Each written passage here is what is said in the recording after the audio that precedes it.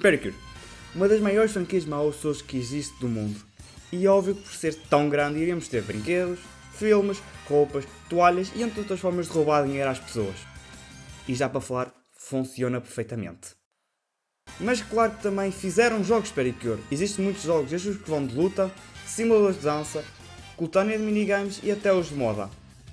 E não, o vídeo de hoje não é sobre os jogos de moda de Pericure, e se acham mesmo que eu ia jogar um jogo de moda de Pericure, vocês estão muito enganados.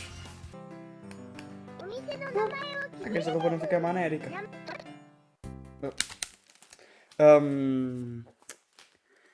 Vamos para o vídeo.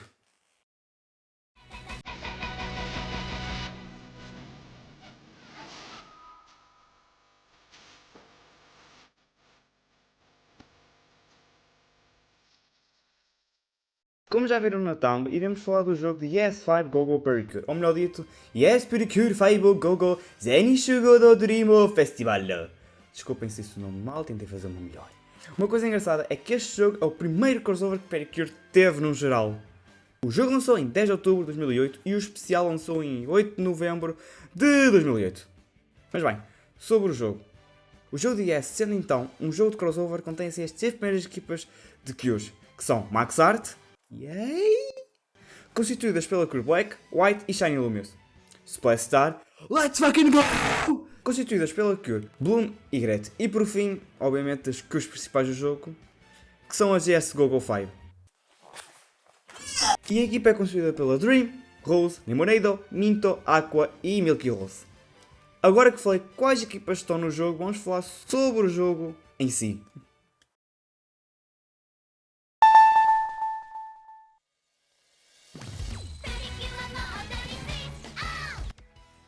Quando ligamos o jogo, a primeira coisa que nós vemos é esta linda opening.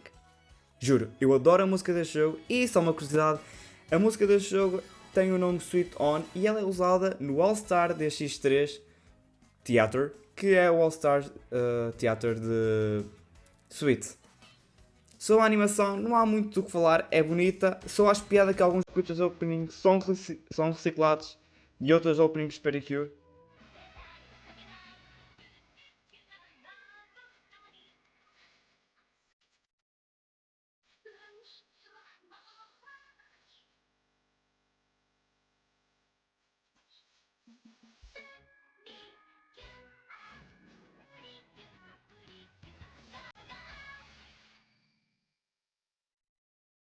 Para acabar, nós somos levados para a tela inicial do jogo, onde nós podemos escolher entre dois modos de jogo, o do Goku e do Nuts, que são a mesma porcaria. A sério, para que fazer dois modos Ctrl-C e Ctrl-V? A sério, nem a dificuldade muda, é a mesma dificuldade porque eu joguei o modo do Nuts no telemóvel e o modo do Goku no PC e é a mesma dificuldade. É só uma desculpa desfarrapada para dar um replay para o jogo. Mas bem, simplesmente vocês podem escolher o modo que quiserem, eu escolhi o modo do Goku por nenhum motivo. Depois de escolherem o modo que querem jogar, vão aparecer duas opções. Uma é para ir para o jogo direto e outra é para vermos a nossa coleção de cromos. Neste jogo, sempre que fazemos uma fase no modo história, podemos escolher um cromo entre 5 ou 3. É algo engraçado, mas não está nenhum bónus isso, por isso tanto faz, não há uma justificativa para vocês ficarem a colecionar os cromos. Mas agora vamos mesmo para o jogo, que é na opção de cima. E quando carregamos nessa opção, sabem o que é que aparece mais? Mais 3 opções. Este jogo, como eu disse antes, é cheio de opções. Opções para ali, opções para lá, opções para baixo, opções para cima, opções para trás, opções para a direita, opção. A sério, este jogo é cheio de opções. Era tão mais fácil, faziam uma barra, descias tudo e tinhas lá todos os modos. Mas não, faz barra modo. E estes 3 modos são os verdadeiros modos do jogo, sendo assim o roxo, o boss rush do jogo, que vais desbloqueando mais fases enquanto jogas o modo história, o rosa sendo o modo história do jogo e o verdadeiro lugar onde estão todos os minigames, e o modo verde que é o lugar onde podes rejogar os minigames. Mas bem, vamos falar sobre o modo história, porque se querem habilitar qualquer coisa neste jogo, como já disse antes, é nesse modo.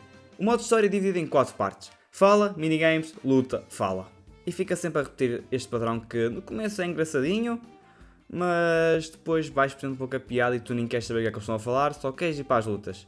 E agora perguntam-me: mas qual é a história do jogo? Eu não faço a mínima ideia. O que eu percebi é que os primeiros 5 capítulos tentam replicar a história original do começo de cada temporada. Por exemplo, os primeiros capítulos de S são o primeiro episódio de S e um episódio aleatório, onde aparece a Milk, não sei qual era o episódio. Max Art eu não vi, por isso desculpem, vou estar a fazer associação. São os primeiros episódios. E Splash Star, o que eu acho piada é que Splash Star é uma história mesmo única do jogo. Splash Star é a única que tem uma história única para o jogo, porque canonicamente, então, por o que o jogo nos diz, Max Art e S-GO acontecem ao mesmo tempo e Splash Star acontece antes. Pela lógica do jogo é isso, mas vamos considerar que é um what if. Mas bem, como disse antes, o modo história contém as lutas e os minigames, por isso vamos falar deles agora. As lutas é onde o jogo brilha. A sério, facilmente o jogo brilha nestas lutas. O jogo, como já disse antes, tem entre 11 a 13 cures. Eu digo 13 porque a Windy e a Brita são consideradas como cures diferentes neste jogo. Eu não sei o porquê, sendo que são só umas formas alternativas da Bruma e da Greto, mas tanto faz. É a escolha que eles tiveram e elas também, a Windy e a Brita, elas só ficam disponíveis em algumas fases. E dessas 11 personagens do jogo só podemos dar uma em luta, mas podemos trocar no meio da luta e uma vez ou outra as personagens que não estão a lutar aparecem para dar uma ajuda nas lutas, a darem um daninho. E depois até às vezes fica uma confusão que aparecem 5 seguidas. Engraçado, não sei se é. E uma dica, se querem acabar as fases do jogo rápido, mas sério, mesmo rápido, Lemonade ou Windy. Elas são as personagens mais fortes do jogo. A Windy porque fica a spamar os ataques de vento de fundo e a Lemonade porque ela é muito rápida e dá para combar rápido com ela. O dano não é alto, mas o número que dá para combar de seguida com ela é muito bom. Como viram na gameplay de fundo, é possível fazer neste jogo 5 especiais diferentes. E para conseguir fazer os especiais, é preciso apanhar gemas que os bosses dropam durante as lutas ou conseguimos gemas nos minigames. E a falar sobre os minigames são ok. A primeira vez que tu jogas são divertidos, menos o minigame de entregar pão do Saki. Juro, ele é super chato, o tempo passa devagar, a bicicleta anda devagar, juro, eu adoro a Saki, mas o minigame de entregar pão dela é chato. Mas depois os minigames ficam repetitivos. O jogo tem, entre aspas, 20 minigames, mas esses 20, só 10 é que são originais. Os outros já são Ctrl-C e Ctrl-V dos outros, só mudando os sprites ou a lógica do minigame. Querem um exemplo?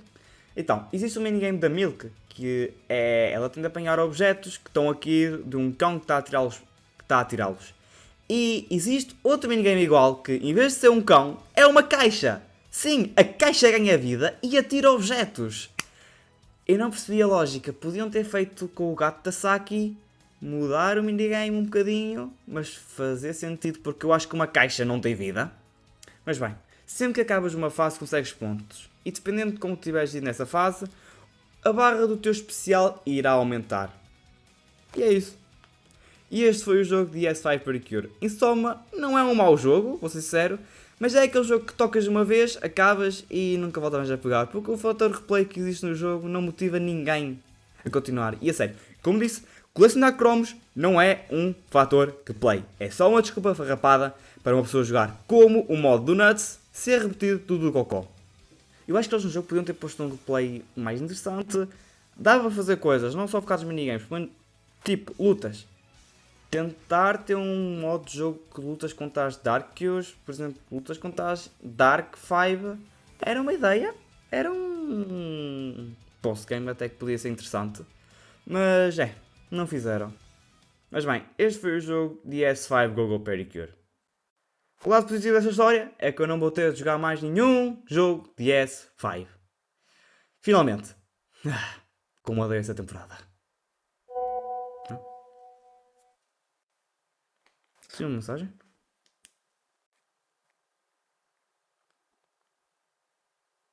Pois, eu esqueci-me que isto ainda existe. Oh my god, bro. Oh, hell no, man. What the fuck, man? Fica para outro vídeo.